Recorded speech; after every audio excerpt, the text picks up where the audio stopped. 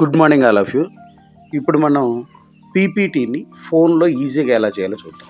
దీనికోసం మీరు play store open చేసుకుని ప్లే స్టోర్లో గూగుల్ స్లైడ్స్ని డౌన్లోడ్ చేసుకోవాలి. ఆల్రెడీ నేను డౌన్లోడ్ చేసున్నాను. దాని ఇంటర్ఫేస్ ఎలా ఉంటుంది, స్లైడ్స్ డౌన్లోడ్ చేసుకున్న తర్వాత అవి కొన్ని పర్సనల్ డీటెయిల్స్ అడుగుతుంది, ఫోన్ నెంబరు, ఈమెయిల్, ఇటువంటి డీటెయిల్స్ అన్నీ అడుగుతుంది. అవన్నీ ఫిల్ చేసుకున్న తర్వాత యాప్ పర్మిషన్లన్నీ ఇచ్చేసిన తర్వాత డైరెక్ట్గా గూగుల్ స్లైడ్స్ని ఓపెన్ చేసుకుని ఇప్పుడు మనం పీపీటీని ప్రజెంట్ చేయడం యాప్ని క్లిక్ చేసిన తర్వాత ఇలాగ మనకి ఇంటర్ఫేస్ ఓపెన్ అవుతుంది. ఇందులో చూస్ టెంప్లెట్ ఉంటుంది. చూస్ ప్రజెంటేషన్, న్యూ ప్రజెంటేషన్ని మనం చూస్ చేసుకోవాలి.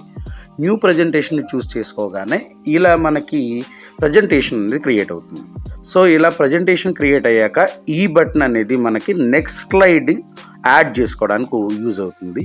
సో మనకి ఎన్ని స్లైడ్లు కావాలితే అన్ని స్లైడ్లు మనం యాడ్ ఆన్ చేసుకోవచ్చు. సో ఇప్పుడు మీరు చూసుకుంటే స్లైడ్ వైట్లో ఉంది.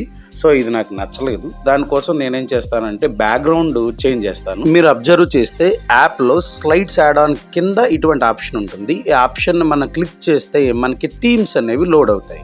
సో ఇప్పుడు డిఫరెంట్ థీమ్స్ అనేవి ఆల్రెడీ క్రియేట్ చేసిన థీమ్స్ అనేవి లోడ్ అయి ఉన్నాయి.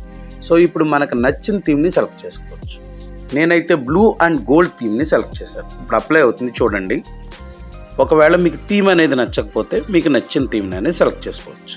సో ఇలా ఇంటర్ఫేస్లో స్టార్టింగ్లో మనం ఏం చేయాలంటే టైటిల్ ఇవ్వాలి. సో మనం ఏ ప్రజెంటేషన్ తయారు చేయాలనుకుంటున్నాం ఆ ప్రజెంటేషన్ టైటిల్ ఇచ్చి దీని కింద మీరు తయారు చేస్తున్నారు కాబట్టి మీ నేమ్ కానీ లేదా మ్యాథమెటిషియన్ ఆర్ సైంటిస్ట్ నేమ్ కానీ ఇస్తే ఆ చాప్టర్ అనేది హైలైట్. ఇలా ఫస్ట్ స్లైడ్ని కంప్లీట్ చేశాక సెకండ్ స్లైడ్ కోసం మళ్ళీ స్లైడ్ యాడ్ ఆన్ బటన్ నొక్కితే మనకి డిఫరెంట్ యాడ్ ఆన్స్ వస్తాయి. దాని బేస్డ్ ఆన్ మీరు ఎలాగ చేయాలనుకుంటున్నారు ఎవరి రిక్వైర్మెంట్ బట్టి మీరు సెలెక్షన్ చేసుకోవాలి. నేనైతే టైటిల్ అండ్ బాడీ సెలెక్షన్ చేసుకున్నాను. దీనివల్ల ఏంటంటే నేను ఇంట్రడక్షన్ ఇచ్చుకుంటాను.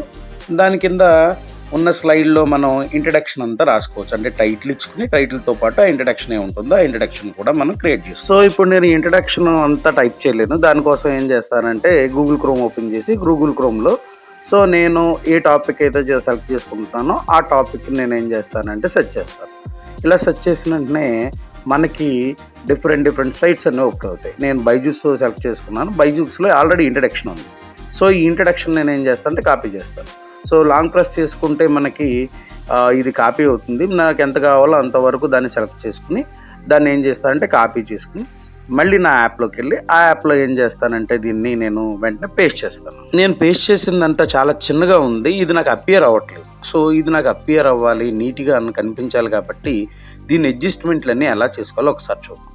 సో మీరు అబ్జర్వ్ చేస్తే పైన ఏ అనే బటన్ ఉంది, ఆరో మార్క్ చూపిస్తుంది చూడండి. ఆ ఏ అనే బటన్ క్లిక్ చేస్తే ఫోన్స్ అవన్నీ ఓపెన్ అవుతాయి. ఇప్పుడు ఫాంట్ సైజుని మనం డిసైడ్ చేసుకోవచ్చు. ఎంత సైజు కావాలితే అంత సైజు.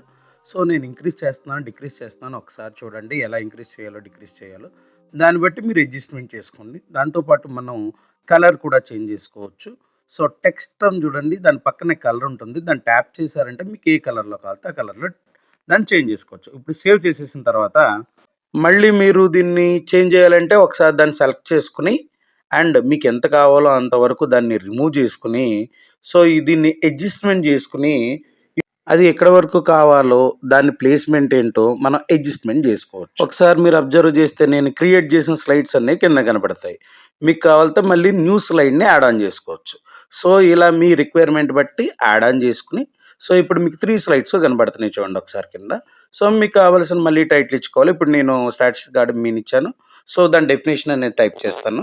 సో ఇప్పుడు నేను దాని డెఫినేషన్ టైప్ చేసేసిన తర్వాత సో నేను ర్యాండమ్గా టైప్ చేస్తున్నాను, డెఫినేషన్ టైప్ చేయట్లేదు. ఒకసారి చూడండి. ఇప్పుడు డెఫినేషన్ ఎంటర్ చేసేసుకున్నాక మనం దాన్ని అడ్జస్ట్మెంట్ అయిపోయిన తర్వాత ఇప్పుడు రిక్వైర్మెంట్కి తగినట్టుగా మనం ఫోటోని యాడ్ చేసుకుందాం. టీ పక్కన ఫోటో యాడ్ చేసుకునే ఆప్షన్ ఉంటుంది. దాన్ని క్లిక్ చేస్తే మీకు గ్యాలరీ నుంచి ఫొటోస్ అనేవి ఇంపోర్ట్ అవుతాయి. మీకు కావలసిన ఫోటోని సెలెక్ట్ చేసుకుంటే ఇది డైరెక్ట్గా మన పీపీటీలోకి ఇంపోర్ట్ అయిపోతుంది. సో మనకు కావాల్సిన సైజులోకి ఆ ఫోటోని అడ్జస్ట్ చేసుకుని సో ఎక్కడ ప్లేస్మెంట్ చేయాలో దాన్ని అడ్జస్ట్ చేసుకుని మీరు అబ్జర్వ్ చేస్తే ఇప్పుడు అది ఆ డెఫినేషన్ మొత్తాన్ని కవర్ చేసేసింది. ఇప్పుడు నాకు డెఫినేషన్ పైన ఉండాలి, పిక్చర్ బ్యాక్ ఉండాలి. దానికోసం ఏం చేస్తాను, దాన్ని లాంగ్ ప్రెస్ చేసి పట్టుకుంటే ఇలాగా ఆప్షన్ అనేది క్రియేట్ అవుతుంది. అప్పుడు 3 డాట్స్ నొక్కిన తర్వాత సెండ్ టు బ్యాక్ ఆప్షన్ని మనం క్లిక్ చేస్తే మన డయాగ్రామ్ అనేది బ్యాక్ వెళ్ళిపోతుంది. ఇలా మీ రిక్వైర్మెంట్కి తగినట్టు ఫిజిక్స్ పీపీటీని కానీ బయాలజీ పీపీటీని కానీ పిక్చర్స్ని ఇంపోర్ట్ చేసుకుని యాడ్ ఆన్ చేసుకోవాలి. ఇలా మీకు కావాల్సిన స్లైడ్లు యాడ్ చేసేసుకుని మీ రిక్వైర్మెంట్ అంతా అయిపోయాక దీన్ని సేవ్ చేసుకోవాలి. సో అన్టైటిల్ ప్రజెంటేషన్ కింద సేవ్ అయింది ఇక్కడ. దీన్ని రీనేమ్ ఇచ్చుకోండి. ఇలా రీనేమ్ సెలెక్ట్ చేసుకుని మీ టైటిల్కి తగినట్టు మీ పీపీటీ టైటిల్ తగినట్టు ప్రజెంటేషన్ నేమ్ ఇచ్చేసుకుని పీపీటీని ఇలా క్రియేట్ చేసేసుకోవడమే. ఫైల్ సేవ్ చేసేసుకున్నాక ఈ ఫైల్ని ఎలా సెండ్ చేయాలో చూద్దాం. చూడండి ఒకసారి. సో రీనేమ్ సేవ్ చేసుకున్నాక స్టార్ట్ సెక్షన్ సేవ్ అయింది. ఆ తర్వాత కింద సెండ్ అండ్ కాపీ ఉంది, ఆ ఆప్షన్ క్లిక్ చేసుకుంటే మీకు సెండ్ అవుతుంది. త్రూ వాట్సాప్ ఆర్ మెయిల్ నుంచి దీన్ని మనం సెండ్ చేసుకోవచ్చు. Thank you all of you. Eat healthy, think good, live life healthy and wealthy.